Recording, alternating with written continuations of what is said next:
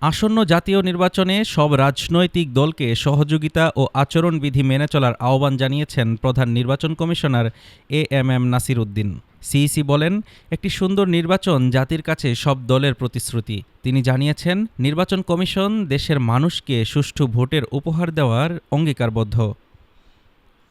তিনি নির্বাচনী আচরণবিধি মেনে চলাকে অত্যন্ত গুরুত্বপূর্ণ হিসেবে উল্লেখ করেন। কমিশনের প্রত্যাশা, সব রাজনৈতিক দল তাদের প্রতিশ্রুতি বজায় রেখে আচরণবিধি মেনে চলবে। সিইসি আরও বলেন, শান্তিপূর্ণ ভোট নিশ্চিত করতে আইনের শাসন প্রতিষ্ঠা জরুরি, যার প্রধান শর্ত হল নির্বাচনী আচরণবিধি মানা। ভোট কেন্দ্রে ভোটার উপস্থিতি বাড়ানোর জন্য রাজনৈতিক দলগুলোর সহযোগিতাও কামনা করেছেন তিনি। দলের কর্মীদের মাধ্যমে ভোটারদের ভোট কেন্দ্রে আসার আহ্বান জানানো হবে। আজ প্রথম পর্বে জামায়াতে ইসলামী সহ ৬টি রাজনৈতিক দলের সঙ্গে সংলাপ করছে নির্বাচন কমিশন।